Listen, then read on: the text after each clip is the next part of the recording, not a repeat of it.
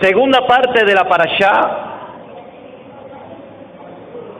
Vayerat o Vayerat, parashá número 4, segunda parte. Nos quedamos en el verso 20, verso 27. Es una repetición de donde nos quedamos. Y ahora, devuélveme la mujer de este hombre, devuelve la mujer de este hombre, el cual es profeta, y hará tefilá por ti y vivirás. Y si tú no la devuelves, sabes que morirás tú y todos los que fueren tuyos.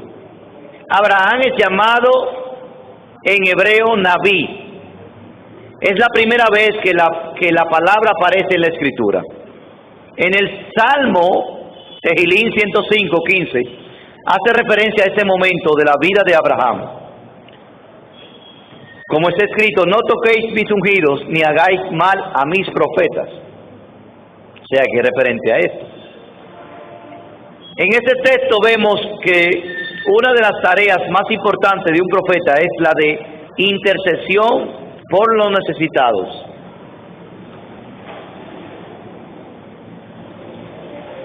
Abraham tenía que orar por un pueblo y un rey que había secuestrado a su esposa. Cuando oró por los gentiles, Yahweh sanó su esposa. En Job 42:10 está escrito, y Yahweh restauró el bienestar de Job cuando éste oró por sus amigos, y Yahweh aumentó al doble todo lo que Job había poseído. ¿Qué habían hecho los amigos? Quererlo influenciar diciendo, maldice a tu Elohim. Entonces tenemos que orar por esa gente que está en eso, aunque nos estén diciendo de todo. Mira lo que está pasando en Jerusalén. Yo no sé si vieron el video que envié de lo que le pasó a Jacob Obed. Yo conocí a ese señor cuando fui en el 2012 a Yadash Moná en Jerusalén. Él es famoso en el mundo meshihí de Israel. Él es un arqueólogo también porque tiene programa de la arqueología bíblica, de los datos de los meshihí, de los creyentes en el Mashiach, posteriores a la era Mesías, al primer siglo. Él descubrió él hace un reportaje de que en la ciudad de Susa, 500 años después del Mashiach, todavía habían creyentes en el Mashiach, en esa ciudad que está próxima a Israel, cuando Roma ya estaba en pie y había hecho su sistema religioso, que habían creyentes en Mashiach, que no habían cambiado a un sistema religioso nuevo, sino que seguían siendo judíos, que creían en el Mashiach, siendo israelitas, que guardaban la Torá. Bueno, ¿qué ellos hacen? Ellos predican en la calle, Jacob Obed, y en este video se ve cómo hay una fricción entre ambos grupos. Los que todavía no se le ha revelado el Mashiach, pero mira qué casualidad, que los que no se le ha revelado el Mashiach, lo que están diciéndole es que son cristianos, lo están culpando de cristianos, y además de culparlo de cristianos, le están diciendo misioneros, y le están diciendo, después que sufrimos 2000 años de maltrato del cristianismo, nuestro pueblo derramó su sangre por la culpa de ellos. ¿Cuál es la frustración que toma base para que ellos tengan que maltratar a los ahora creyentes meshihí? Es eso, la desfiguración que Roma hizo con el creyente en el Mashiach. Nosotros pagamos la copa que hizo el cristianismo. Tenemos que asumir esa responsabilidad. Nos van a decir que no somos judíos. Le dijeron en este video, ustedes no son judíos verdaderos, que utilizamos violencia, todo, bueno, pero ellos, aún con todo y que le partieron la cara en ese video, él ora por ellos, por sus ajín. Eso es lo que tenemos que hacer. No importa que nos estén diciendo barriga verde desde Jerusalén, sabemos qué tipo de ceguera es.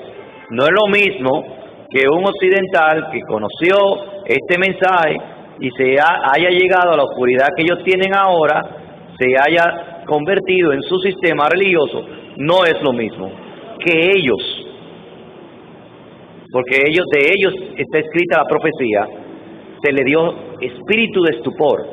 Además el Mashiach dijo, no me veréis más hasta que no se diga Baruch haba b'shem Yahweh.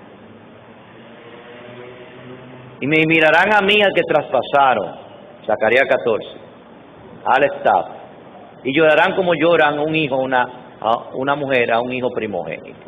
Entonces, ¿qué quiere decir esto? Que ellos darán lamentaciones porque dijeron, ciertamente nos perdimos nuestro Mashiach. El que es nuestro Mashiach originalmente, antes de ser de ellos, era de ellos.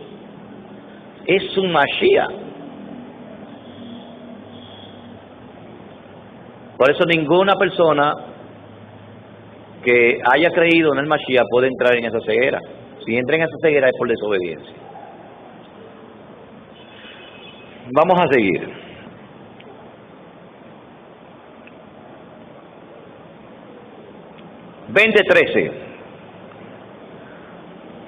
No el 20:13, perdón.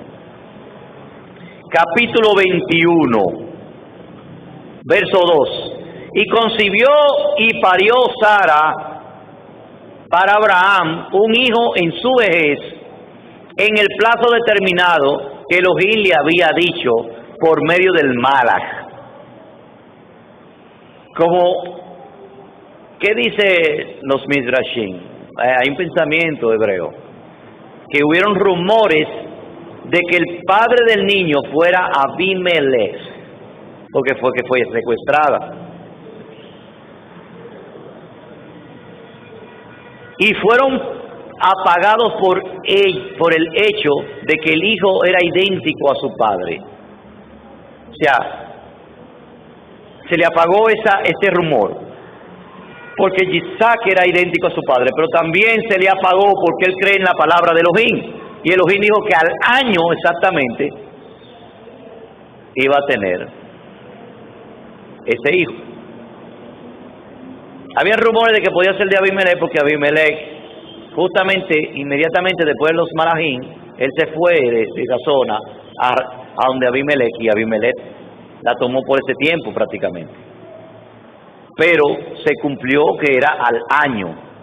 Entonces él creía más las palabras de Elohim, a pesar de que también el hijo nació idéntico a Abraham.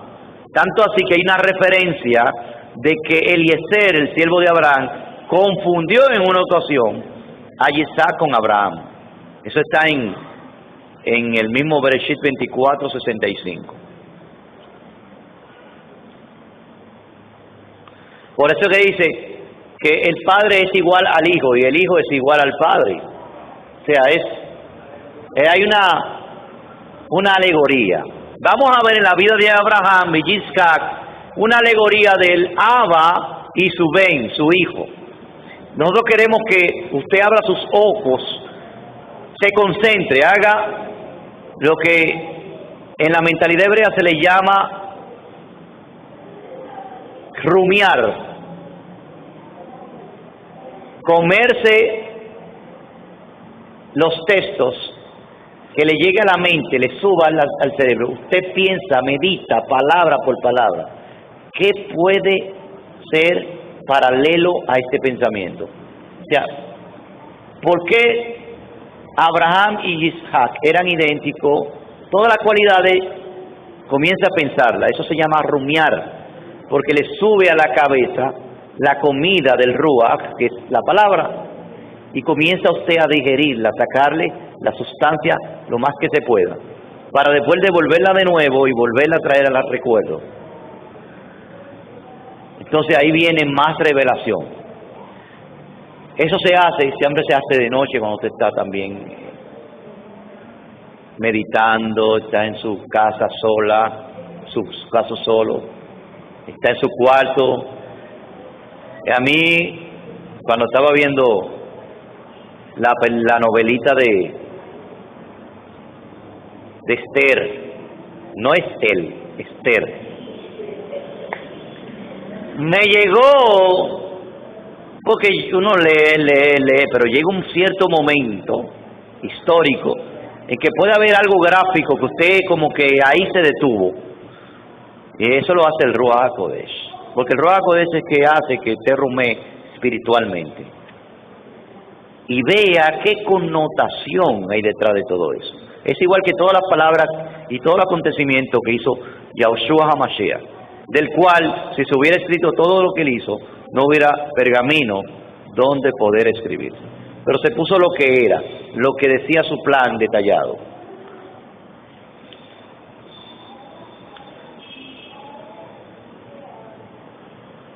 (21:4) Y circuncidó Abraham a su hijo Yitzhak a los 8 días de edad.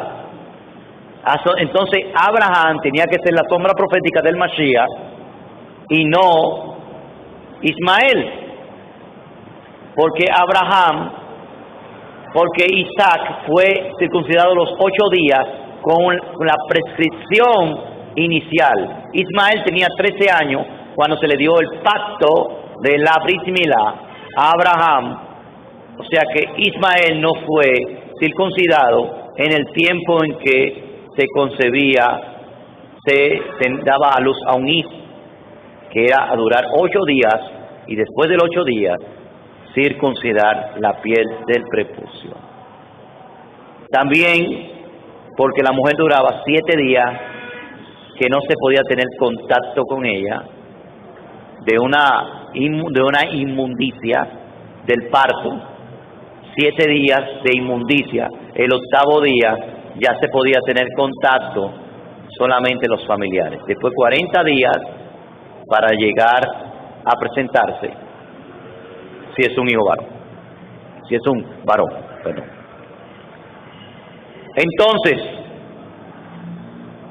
Yitzhak cumplió la sombra profética. Y dijo Sara, le llamaré reirá. Yitzhak es reír en futuro. Le llamaré Yitzhak, reirá, porque me ha causado Elohim, por la alegría que me ha causado Elohim, cualquiera que oyere se reirá. Yitzhak, conmigo. Pero esta palabra es profética porque dice en el Salmo 126, cuando Yahweh haga volver la cautividad de Sión, seremos como los que sueñan, y nuestras bocas se llenarán de risa, como de algo futuro. Se va a cumplir Yitzhak con el Yitzhak profético, con el reirá profético. Y dijo, ¿quién hubiera dicho a Abraham que Sara había de dar de mamar hijos? Pues le ha parido un hijo en su vejez. Pues realmente también aquí hay algo profético, porque el Mashiach siempre tiene una cierta, los hijos sobrenaturales de las Escrituras, que usted puede ver que tiene una connotación profética o tiene algo sobrenatural en la Escritura. Usted se va a dar cuenta que siempre hubo en sus madres un cierto tiempo de espera que parecía como que fuera estéril, como una cierta esterilidad. Pues ciertamente los hijos de Israel, aparentemente se secó la matriz de Israel y no ha vuelto a haber más multiplicación de Israel hasta que llegue la plenitud de los gentiles y digan, ¿quién dio a luz a esto? ¿Quién los parió? ¿De dónde han salido esto? Cuando yo era estéril, desgajada y estaba. Eso está en el libro de Isaías. He aquí yo todo te lo pondré como trofeos, como adorno, en un solo día, y dirán ellos, apártate y échate a un lado, hazme espacio, porque he aquí que el país será pequeño para la cantidad de habitantes que habrá. Quiere decir que esta esterilidad es un lenguaje profético que hay en todas las Escrituras, sobre todo con Abraham. Los hijos de la vejez representan aquellos hijos de la descendencia que son hijos en el Ruach de Yahshua HaMashiach. Son hermanos de Yahshua HaMashiach. Hijo de la madre, Sara representa a Jerusalén.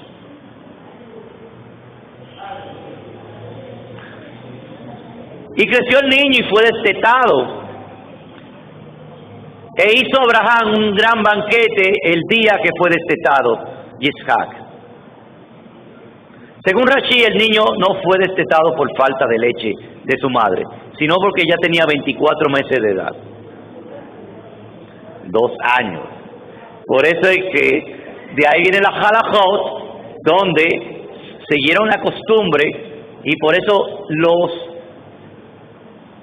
sabios del Oriente fueron cuando ya Yahshua tenía 2 años de edad. Por eso dice, Herodes quiso matar a todos los niños, dijo, maten a todos los niños de 2 años hacia abajo, según el tiempo que había confinado de los sabios. Eso está escrito. Y vio Sara el hijo de Agar, la egipcia, el cual estaba y había parido a Abraham, jugando y haciendo inmoralidades. Así dice la Escritura. Es posible que este nombre molestaba a Ismael, reirá.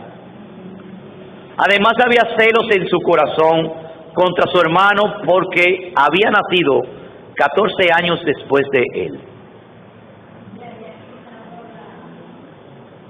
Le había quitado la atención, claro. ¿Quién iba a ser el heredero? Él era el primogénito. Seguramente esperaba la herencia de su padre, pero no estaba seguro, y este niño le era molesto. En lugar de desarrollar amor entre hermanos, empezó a despreciar al pequeño e incluso seguirlo, como está escrito en Gálatas 4:29. Pero así como entonces el que nació según la carne persiguió al que nació según el Ruach, así también sucederá ahora. O sea, ¿de qué está describiendo Gálatas? ¿Qué es lo que está parafraseando Shaul? Shaul no está inventando algo nuevo. Y según las personas que no leen la Tanaj, porque dicen que ya el Viejo Testamento pasó, según la doctrina del reemplazo, por eso es que se pierden una riqueza bien grande de lo que dice Shaul. Shaul está parafraseando cosas que un israelita creía y había vivido y que comentaba diariamente y que ellos mismos entendían, y los conversos entraban en ese entendimiento. ¿Qué significa Gálatas?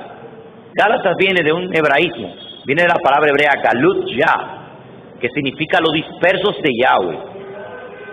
Galut significa dispersión, Yah es el nombre de el Todopoderoso.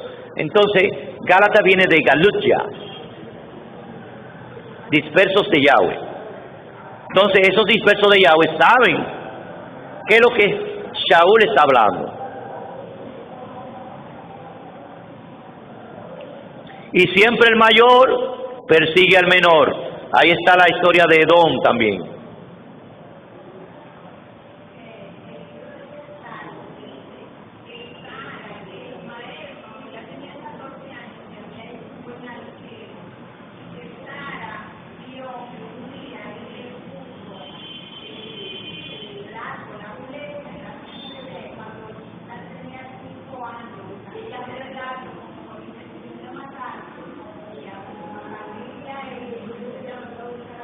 Sí, el libro ya se habla de eso, de que Ismael era un buen arquero y que intentó, como la intención de matar a los 5 años a Yitzhak.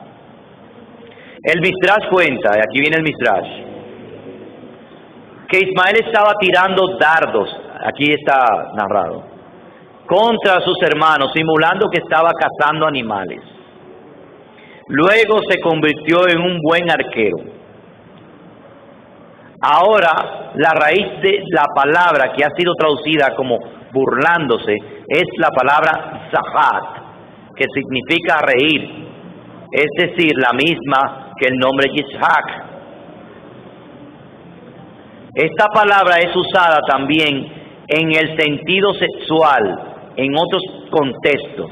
Por ejemplo, en Bereshit 26:8, donde está escrito, y sucedió que después de haber estado allí largo tiempo, Abimelech, rey de los filisteos, miró por una ventana y aquí que vio a Isaac acariciando Sahak. La palabra acariciando es traducida, es de la palabra Sahat. Y Rivka su mujer, a Rivka su mujer. En Bereshit 39:14 dice,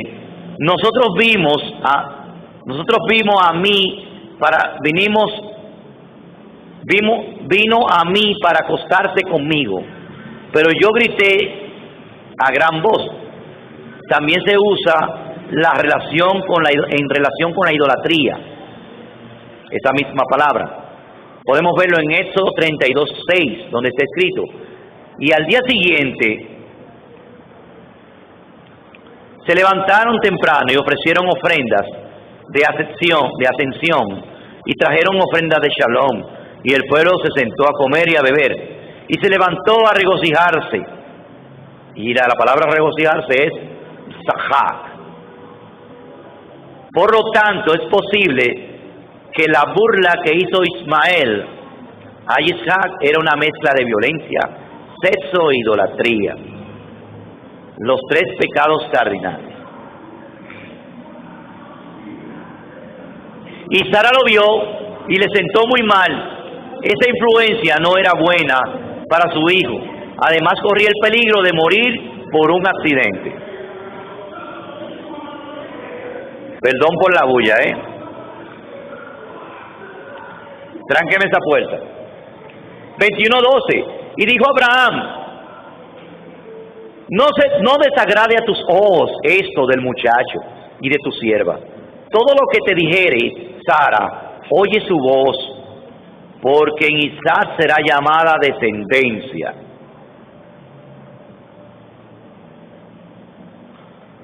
¿Qué se había dicho? ¿Qué se anunció? Sara comenzó a decirle a Abraham, anteriormente dice así, 21:10, y dijo Abraham, le dijo a Abraham Sara, expulsa a esta sierva y a su hijo, porque no heredará el hijo de esta sierva con mi hijo, como con Isaac.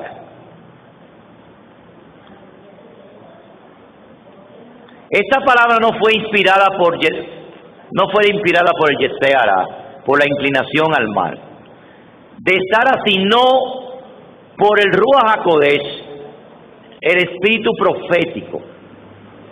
Porque Yahweh, bendito sea su nombre, luego confirma a Abraham que tiene que prestar atención a todo lo que la voz de Sara le había dicho. Y este dicho desagradó a los ojos de Abraham a causa de su hijo Ismael. Y dijo Elohim a Abraham, no desagrade a tus ojos esto del muchacho y de tu sierva. Todo lo que te dijere Sara, oye su voz, porque en Isaac será llamada descendencia, será llamada Sera. En hebreo no está escrito que Abraham solamente tiene que escuchar la voz de Sara, sino la voz de Sara. Diferencia. No tienes que escuchar, sino escuchar a Sara, o sea, completamente a Sara, sino la voz de Sara. La palabra en hebreo usada para voz es kol. Y ahí sabemos que kol Torah significa voz de la Torah. Kol. En este caso no fue cualquier voz, sino una voz profética. Ismael no va a heredar juntamente con Yitzhak, y por Yitzhak será llamada descendencia a Abraham. El pueblo árabe no tiene derecho a usurpar lo que le pertenece al pueblo de Israel. Sin embargo, si se somete al plan de Yahweh para sus hermanos, será sumamente bendecido, como dice el profeta en Isaías, en el capítulo 19, verso 18 en adelante.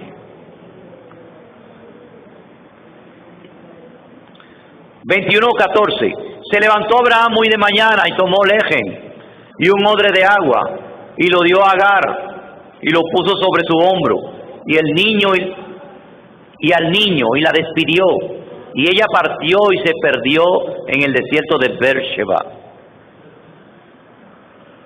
Según Rashi, la palabra errante tiene que ver con la idolatría. Ella volvió a los Elohim de Egipto.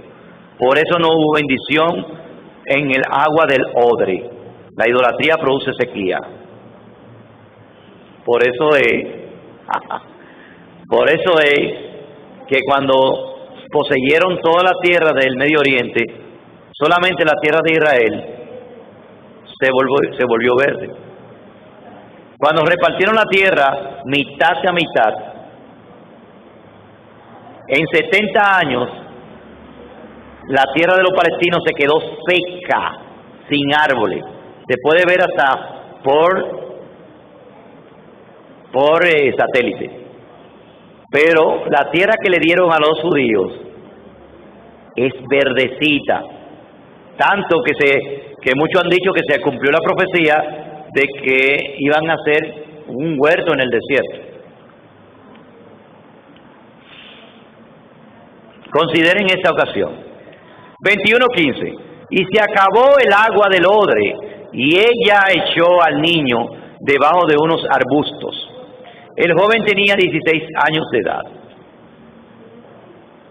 Sí, cuando esto sucedió. Anduvo y se sentó frente y lejos, a distancia de 2 tiros de arco, porque dijo: no veré cuando el niño muere. Y se sentó enfrente y alzó su voz y lloró.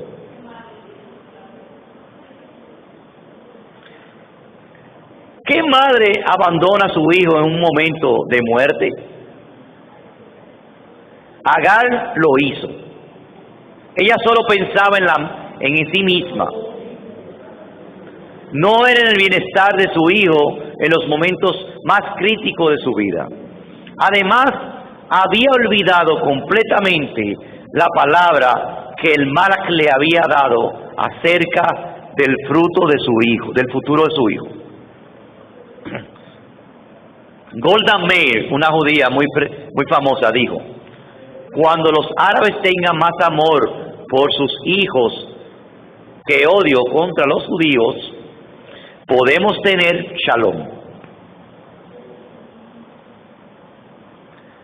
En esta actitud de que Agar tenía contra el joven, sigue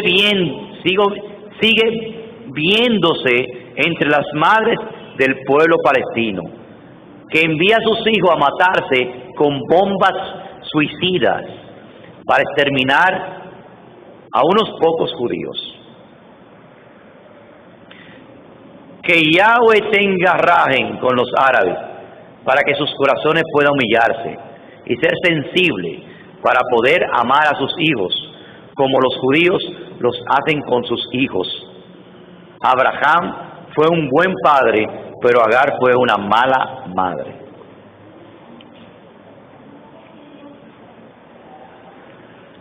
(21:19) Y abrió Elohim los ojos de ella, y vio un pozo de agua, y fue lleno de el odre de agua, y dio a beber al muchacho.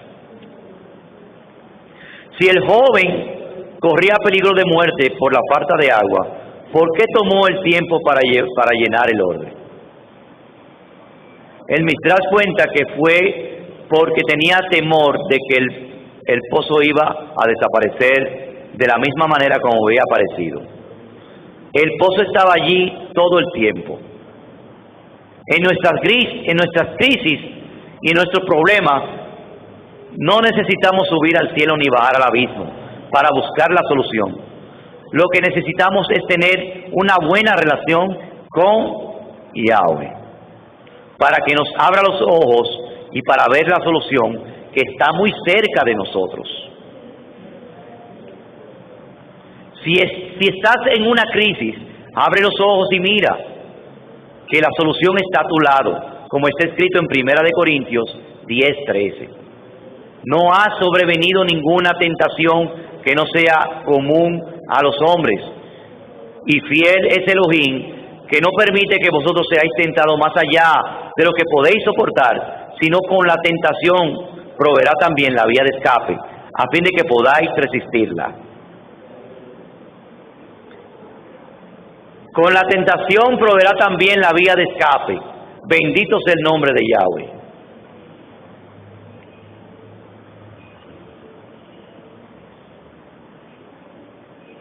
Y vamos a lo que se llama la Akedat de Yitzhak. Ya estamos llegando a esto. Y plantó Abraham un jardín de árboles frutales en Beersheba, e invocó allí el nombre de Yahweh, Elohim, siempre. Los rabinos Rab y Shemuel discutieron sobre el significado de la palabra Eshel,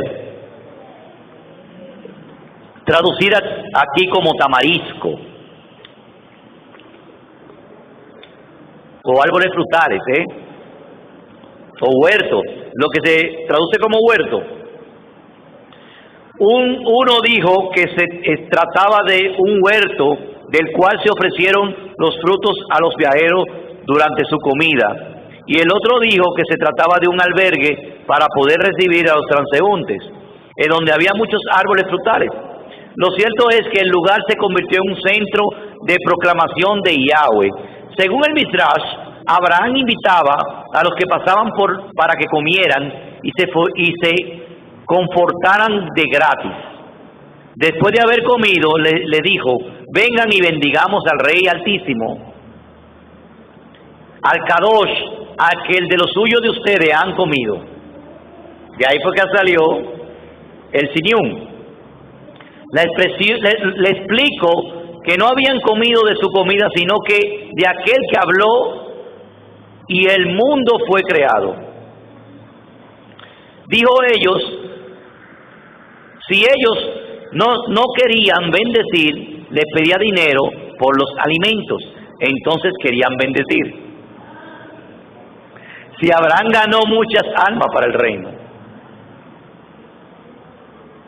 Elohim perpetuo, en hebreo El Olam.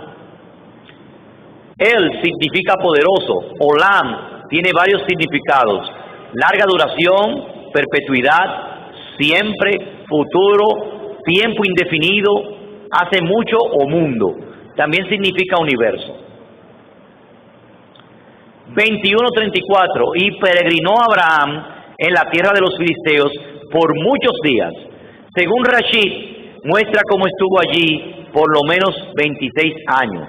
Esto implica que Yitzhak tendría más de 30 años cuando iba a ser sacrificado. ¿Está viendo? Exactamente. Era un niño, una persona de 30 años en ese tiempo, era un muchachito, considerando que Abraham duró 147 años. Capítulo 22, y aquí viene, yo quiero que se concentren en este capítulo. Capítulo 22:1. Aconteció que después de estas palabras, que Elohim probó a Abraham y le dijo: Abraham, Abraham. Y él dijo: Hinení, heme aquí.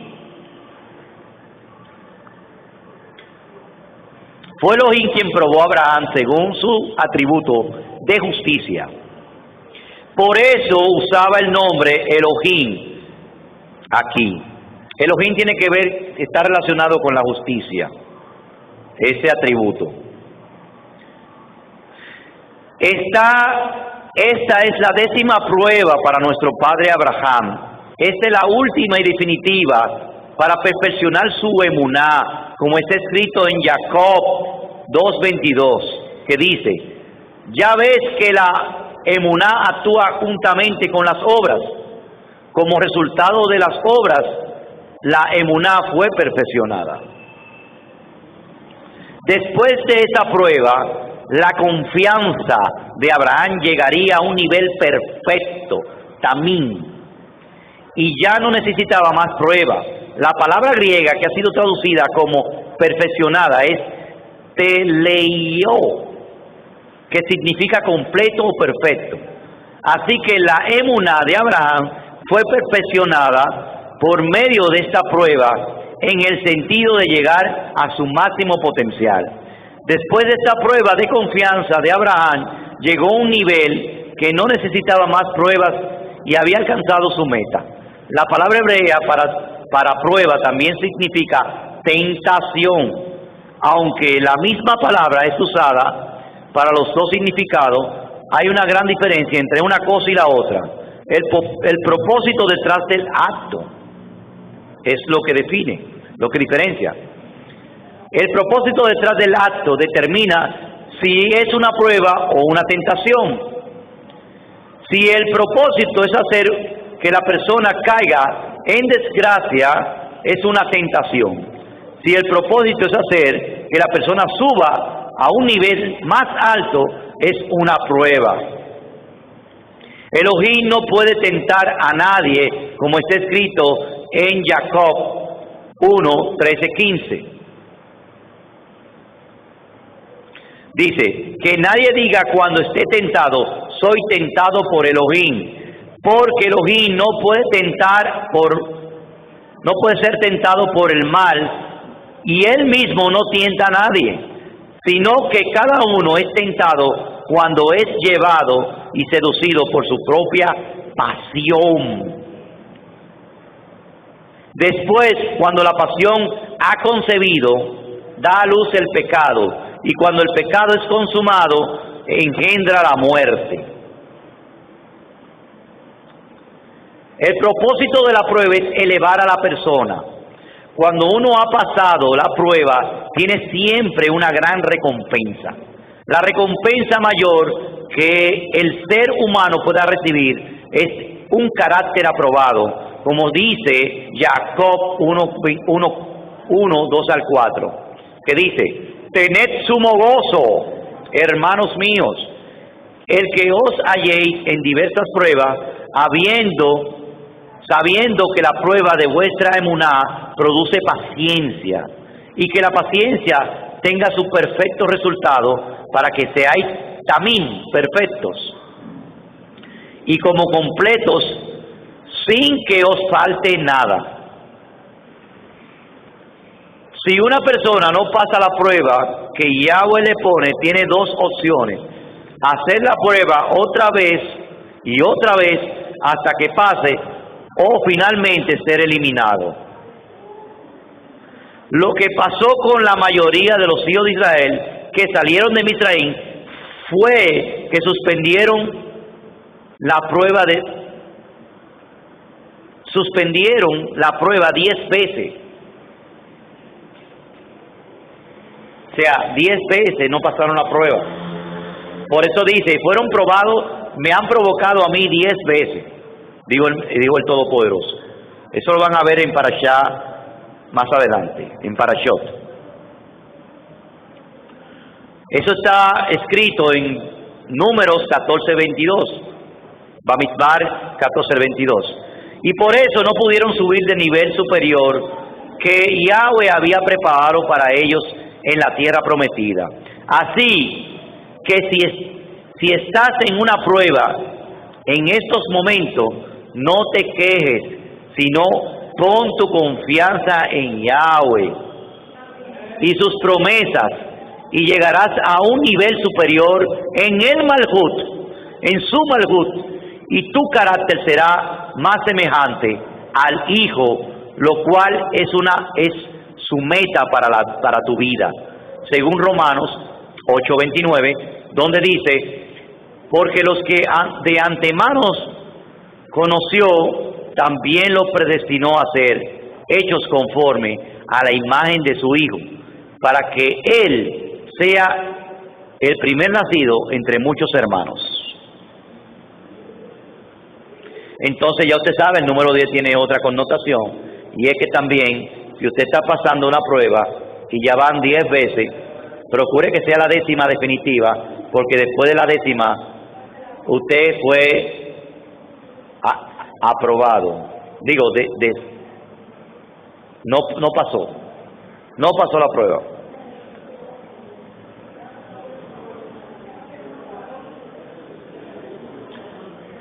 La palabra hebrea que ha sido traducida, vamos a leer el otro texto. Y dijo él, 22:2, toma, te ruego, a tu hijo, tu único. Quiero que ustedes vean eso, tu único, a quien amas, Yitzhak, vete a la tierra de Moriah y ofrécelo allí en holocausto sobre uno de los montes que yo te diré. La palabra hebrea que ha sido traducida como ahora es la palabra na. Por eso dice Oshiana, sálvanos ahora. La palabra na tiene principalmente dos excepciones, perdón.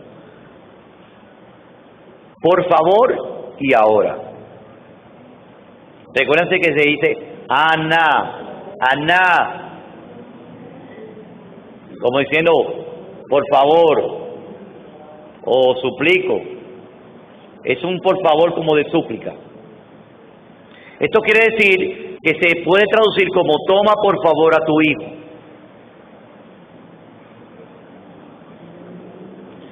No es una orden fuerte, sino una petición suave.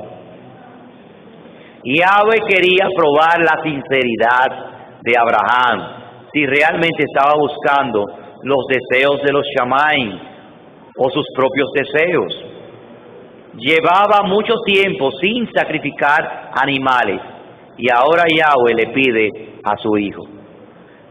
El que más ama, si no está dispuesto a sacrificar por amor a Yahweh lo que más te gusta, tienes algo en tu vida que está delante de Él. Y eso se va convirtiendo en tu propio Elohim, en un Elohim falso para ti. Yahweh tiene que tener el primer lugar en tu vida. Y si hay algo en tu vida que desafía ese lugar, Él te va a pedir que lo sacrifiques. ¿Está dispuesto para ello? Me gustó ese pedacito, porque es para sanarnos. La tierra de Moriah es Jerusalén,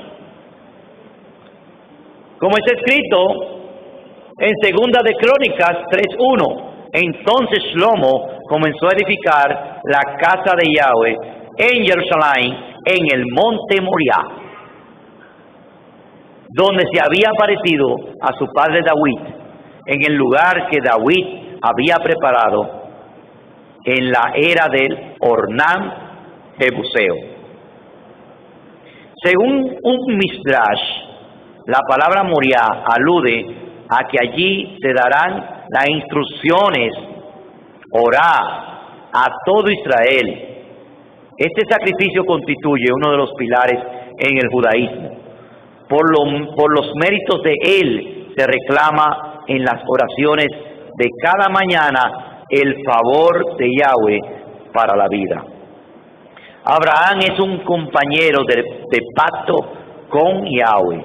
Yahweh necesitaba la obediencia total de Abraham para poder cumplir su propósito en su vida y producir por medio de él aquella simiente de la mujer, Yahushua HaMashiach, que había sido prometida a Adán y a Java. En Bereshit 3:15, como Abraham le entregó a su hijo único, así en el futuro Yahweh entregaría a su único hijo para ser sacrificado de pecado, para hacer un sacrificio de pecado no solamente por la descendencia de Abraham, sino por todo el mundo.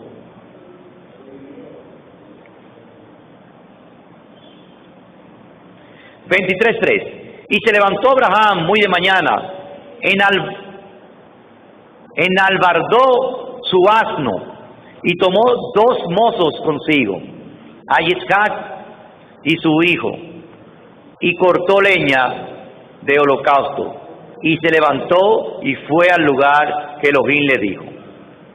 La obediencia por amor de Abraham le hizo madrugar para así cumplir los deseos de su Señor con diligencia.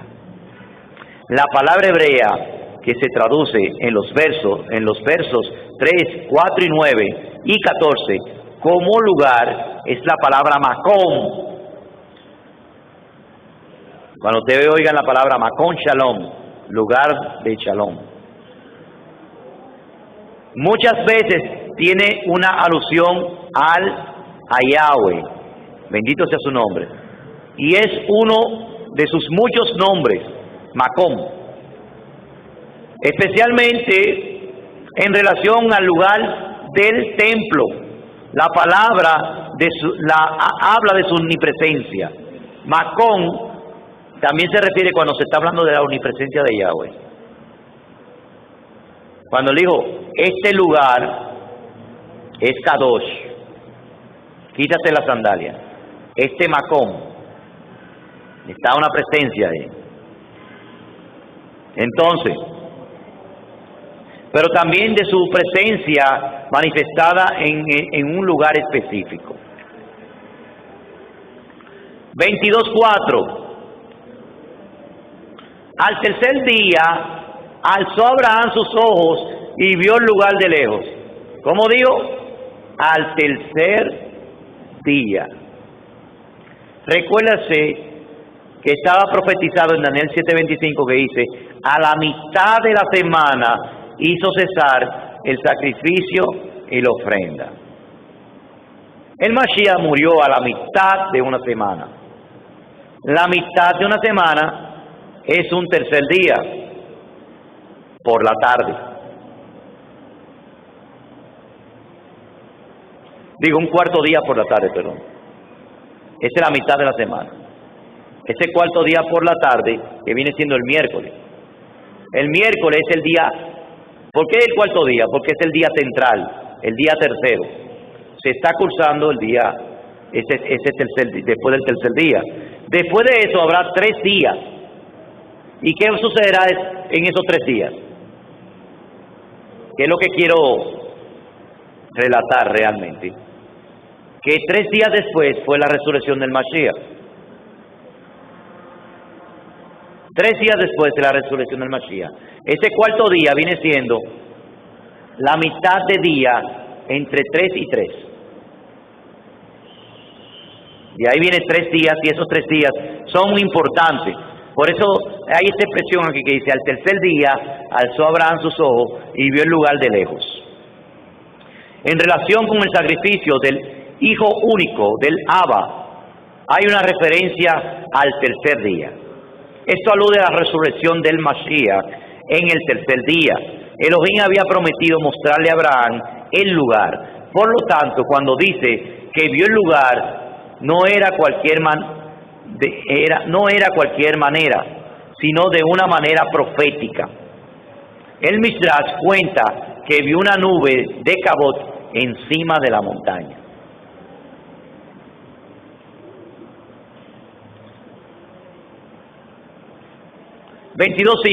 Y Abraham y sus mozos quedaron allí con el asno, y yo y el muchacho iremos allí y adoraremos a Yahweh y volveremos a vosotros. ¿Qué le dijo Abraham a sus mozos? Quédense aquí. Él siguió solo con su hijo. Según Rashi, los mozos eran Ismael y Eliezer.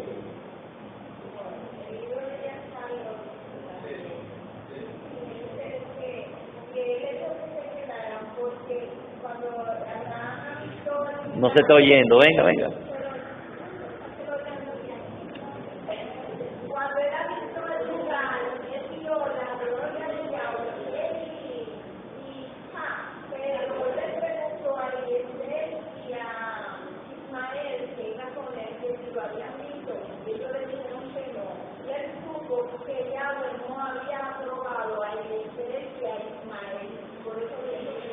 Que se quedaran ahí. Que se quedaran ahí. Entonces,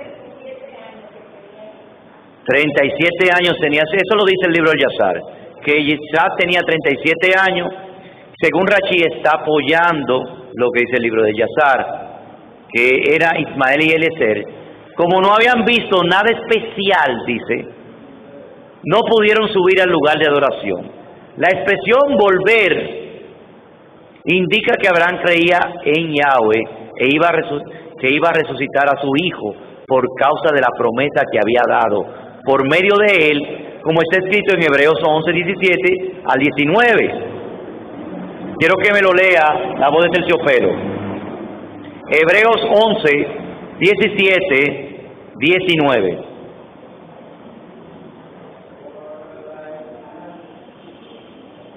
Él creía en esta palabra de Yahweh. Esa fue su prueba. Y dice así: por la emuná, Abraham, cuando fue probado, ofreció a Isaac, y el que había recibido las promesas ofrecía su unigénito, habiéndosele dicho: en Isaac te será llamada descendencia, pensando que Elohim es poderoso para levantar aún de entre los muertos, de donde en sentido figurado también le volvió a recibir. El sentido figurado quiere decir que lo que él pasó en su amargura, de que él pensaba de que iba a ser cierto, fue como si el mismo Isaac hubiera muerto. Y el haberle dicho, no lo hagas, creíste a el Elohim, que es tu propio deseo. Es como si le hubieran devuelto, resucitado a su hijo. O sea, esto alegoriza completamente al Mashiach. Esto es una sombra profética del Mashiach que se lee los días de Yom Teruah, de Rosh Hashanah, en el mundo ortodoxo. Eso se llama la Akedat de Yitzhak.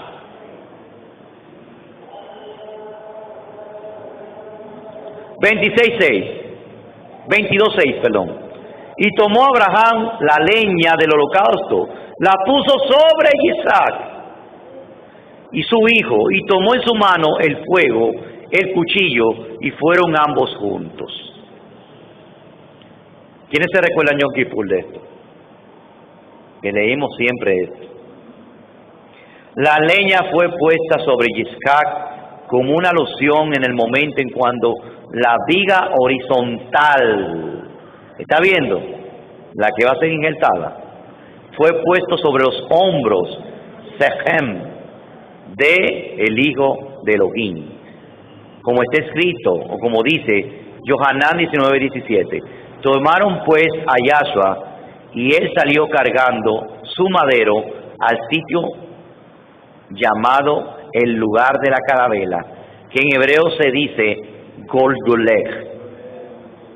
Gólgota.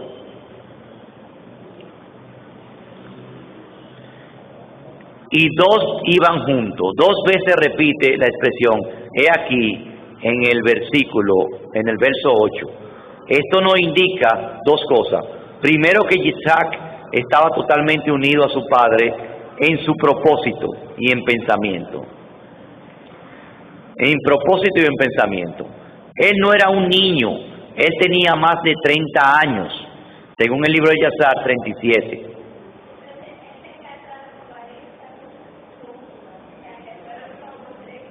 Exacto, se casó como a los 40.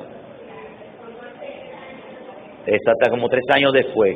Quiere decir que hay una alusión de que Isaac duró 40 años, nosotros duraremos 40 jubileos para casarnos con el Isaac prometido. ¡Wow!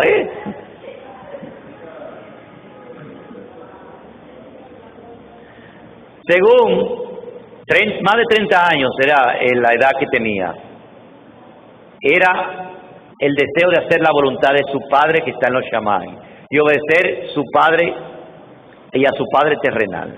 En segundo lugar, significa que el Mashiach iba a subir para ser sacrificado en completa ejad con su padre en los Shamaim, con el Avinu Sheba Shamaim. Como está escrito en Yohanan 16:32, mirad, la hora viene y ha llegado en que seréis esparcidos cada uno por su lado y me dejaréis solo. Y sin embargo, no estoy solo porque el Abba está conmigo. También en 2 Corintios 5:19 dice, a saber que Elohim estaba en el Mashiach reconciliando al mundo consigo mismo. 22:8. Y dijo Abraham, Elohim proveerá para sí el cordero para el holocausto. Hijo mío, y caminaron ambos juntos. Pero ¿cómo se dice en hebreo esto? ¿Qué palabra hay aquí? Vayomer Abraham, Elohim iré, lo hace leolá, beni, vayelhu, shneihem, hafda. ¿Qué quiere decir esto? Vayomer Abraham, Elohim iré, o iré. Elohim se proveerá de cordero. En esta traducción pusieron, Elohim proveerá para sí el cordero. Pero la traducción dice, Elohim se proveerá. Es muy diferente. Es como si el mismo Elohim se volviera cordero. Totalmente diferente. Mi hijo también, hijo mío, le dice. También es repetida la frase 2 veces, hijo mío. Es una referencia a Yitzhak y al Mashiach.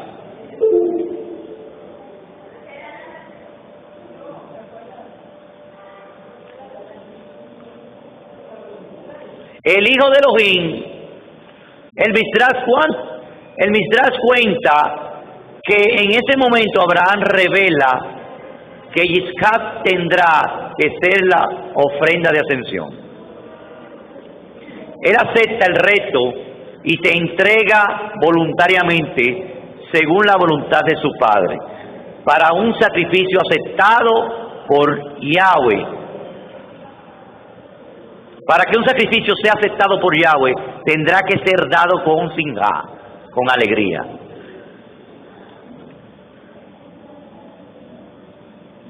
Vamos a ir avanzando.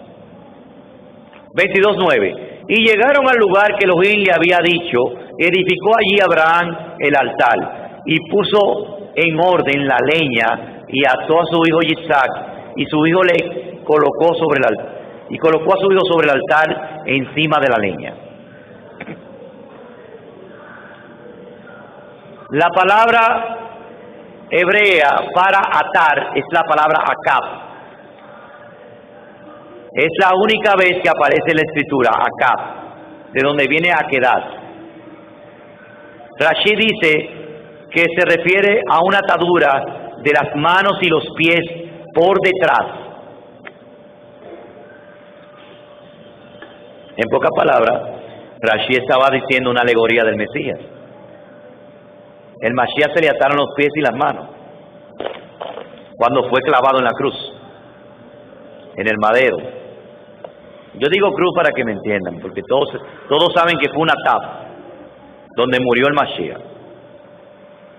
Esto constituye un evento único en su clase, de la misma manera como la muerte del Mashiach constituye la única en su clase.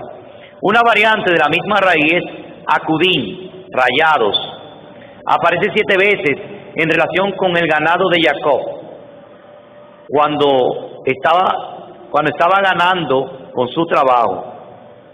Eso está en Bereshit 30:35, Bereshit 30:39 y Bereshit 30, 40 y 31, 8. En el primer verso se menciona especialmente los machos cabríos. Rashi dice que se llama acudín porque tenían los tobillos blancos, en sentido de que el sitio donde se los ataba era acudín, eran reconocibles. El Cordero de Abraham dijo que Yahweh iba a proveer, hace alusión al Corbán, al sacrificio de Pesaj. Los machos cabríos que se encuentran en el relato de Jacob hacen alusión a los dos machos cabríos que se usan para Yom Kippur, para cubrir y quitar pecados del pueblo de todo el año. Así que aquí hay una relación entre Pesach y Kippur. De la misma manera encontramos en el mensaje de Yohanan ben Zacarías Jacob, Juan el Bautista, según está escrito en Yohanan 1:29. Al día siguiente ve a Yahshua que venía hacia él y dice: he aquí el Cordero de Elohim, Pesach, que quita el pecado del mundo, Yom Kippur. Con la muerte del Mashiach se cumple la profecía del Cordero de Pesach, que libera de la muerte a los primogénitos en Egipto. Los primogénitos representan todo el pueblo y también se cumple la profecía de los machos cabríos, que quita el pecado de Israel en Yom Kippur. 22:10. Y extendió Abraham su mano y tomó el cuchillo para degollar a su hijo. De la misma manera, el Avinu Sheba Shamayim extendió su mano para sacrificar a su hijo en el mismo lugar, como dice Isaías 53:10. Quiero que me lo lea la voz de Terciopelos. Yesiyahu 53:10, que dice: herido por Elohim. Vamos a ver.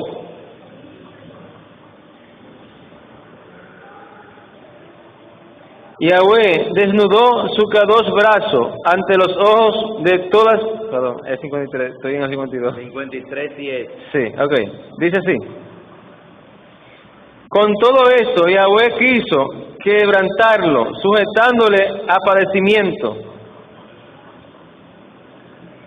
Cuando haya puesto su vida en expiación por el pecado, verá linaje, vivirá por largos días, y la voluntad de Yahweh será en su mano prosperada. Exactamente. 22:11. Y lo llamó un Malach de Yahweh, el Malach de Yahweh, porque aquí dice un Malach. Lo llamó el Malach de Yahweh desde los Chamaim y le dijo: Abraham, Abraham. Y respondió: Hineni. Heme aquí. Aquí aparece, oiga, en el Malach de Yahweh, aquí aparece las 4 letras hebreas, Yod-Hei Vav-Hei, por primera vez en este capítulo. Ese nombre representa el Rain del Abba. Abraham había recibido la solicitud de sacrificar a su hijo por Elohim. El atributo de justicia, que es el atributo de justicia. La justicia de Elohim exige que haya un sacrificio humano para salvar al pecador que se arrepienta. Alguien tiene que morir en su lugar. La paga del pecado es la muerte. Si el pecador se arrepiente, la justicia de Yahweh exige que alguien pague en su lugar. Si no hay sustituto, no hay base justa para el perdón. Como dice Romanos 3:24 al 26. Por favor, voz de Terciopelo. Romanos 3:24 al 26. Para poder ver.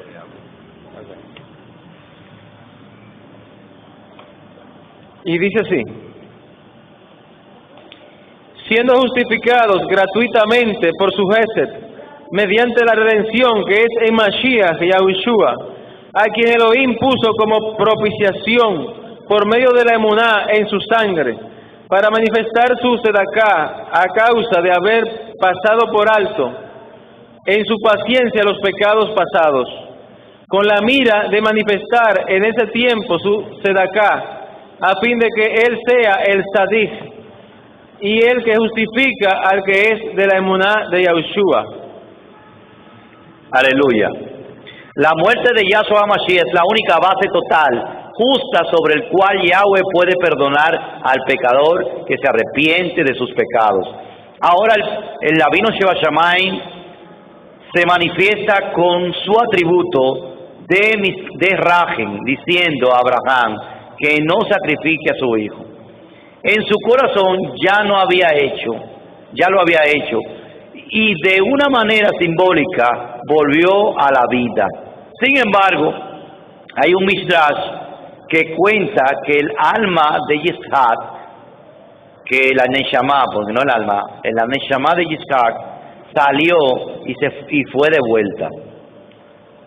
Otro Midrash dice que Yitzhak realmente fue sacrificado y luego resucitado para aparecer luego en Bereshit 24:62. Wow. Sin embargo, están diciendo, esos son Midrashim judíos, eso es su literatura, y ellos están diciendo algo, porque yo no sé, yo no me encuentro, no me asombro de muchas cosas, porque ¿cómo es que ellos no pueden creer que el Mashiach resucitó si ellos tienen todos estos Midrashim?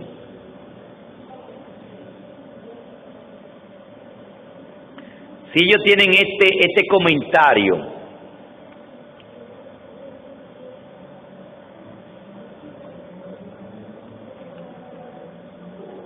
22:13. Y alzó Abraham sus ojos y vio, y he aquí un carnero más allá, trabado en un zarzal por sus cuernos, y fue Abraham y tomó el carnero y lo ofreció en holocausto en lugar de su hijo.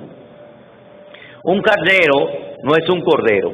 Yitzhak y Abraham solicitaron un cordero, pero Yahweh no proveyó con un cordero, sino con un carnero. El cordero quedó pendiente para otra ocasión. El carnero sirve para ser instrumento para el servicio de Yahweh en el Beit Hamikdash. Los dos cuernos son los dos shofares que son tocados en la fiesta de Yahweh, especialmente en Shavuot y en Yom Teruah y Yom Kippur, que son los momentos más importantes cuando se tocan. Los muslos del carnero sirven para hacer flautas para el templo. El cuero sirve para los tambores. Los intestinos sirven para las arpas. Y otros órganos intestinales sirven para las liras en el templo. ¿Están copiando? Después se lo voy a repetir, que estoy medio ronco ya. Lo ofreció en ofrenda de ascensión en lugar de su hijo. Abraham ofreció el carnero en lugar de su hijo, lo cual es una alusión al sacrificio sustituto del Mashiach, Yahushua, en lugar de muchos, como está escrito en Matillahu 20:28. Así como el Hijo del Hombre no vino para ser servido, sino para servir y para dar su vida en rescate por mucho. 22:14. Y llamó a Abraham el nombre de aquel lugar, Yahweh verá, por lo que se dirá en el futuro. En este monte de Yahweh Elohim aparecerá a su pueblo.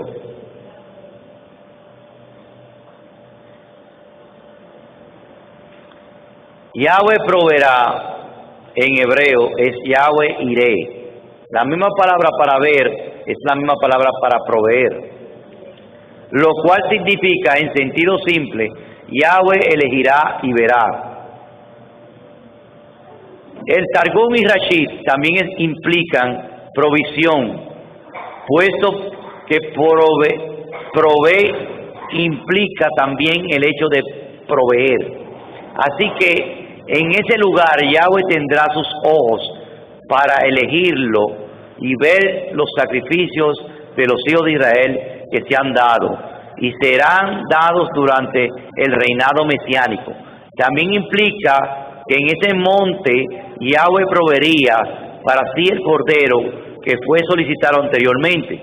También significa que en ese lugar Yahweh se mostrará no solamente a Israel, sino a todo el mundo, como dice Yeshayahu 52:10, y quiero que me lo lea. O léame, busque Tehilín 48:3 al 8.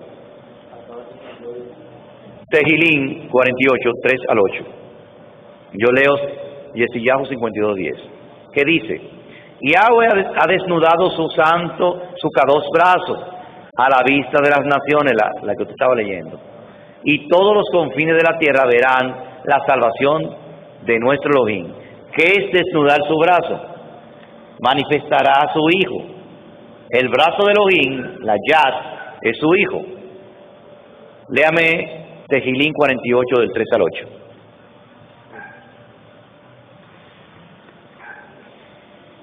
Tehilín 48, 3 al 8, dice: En sus palacios Elohim es conocido por refugio, porque aquí los reyes de la tierra se reunieron, pasaron todos, y viéndolo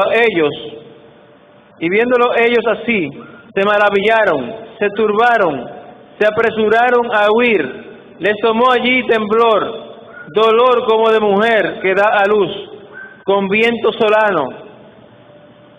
Quiebras tú las naves de Tarsis, como lo oímos, así lo hemos visto, en la ciudad de Yahweh, de los ejércitos, en la ciudad de nuestro Elohim.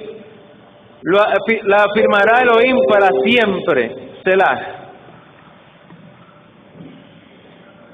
En ese lugar mostró en público no solamente su justicia, sino también su rajen al entregar a Mashiach para hacer un sacrificio. En ese mismo lugar mostrará otra vez su justicia al juzgar las naciones que se reúnan en la última guerra contra Israel, y su rajen a salvar a los que ansiosamente esperan en él por medio de su Mashiach.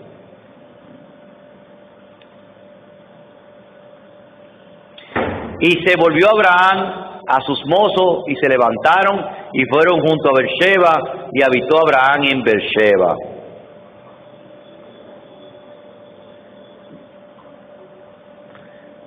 ¿Y dónde está Yitzhak? Esa es la pregunta del millón. Ya después de eso ya no aparece ya el nombre de Yitzhak. Hasta después que su mamá, vean que pasa esta parashá, que muere Sara. Después de la muerte de Sara, no se habla más de Yitzhak. Se vuelve a tomar el nombre de Yitzhak cuando van a elegirle una esposa. Usted va a ver por qué lo hace así la Torah. ¿Dónde está Yitzhak? Él desaparece de la escena del relato de la Torah y no aparece de nuevo hasta que su novia Rivka está lista. Podemos verlo en Bereshit 24:62. De la misma manera, Yahushua fue escondido del mundo después de su muerte y resurrección, y no será visto hasta que su novia esté sin mancha, sin tacha y sin cosa semejante, lista para la boda del Cordero. Pero de eso hablaremos en la próxima parashot. Y ahí acaba de finalizar la parashá segunda Vayera, segunda parte.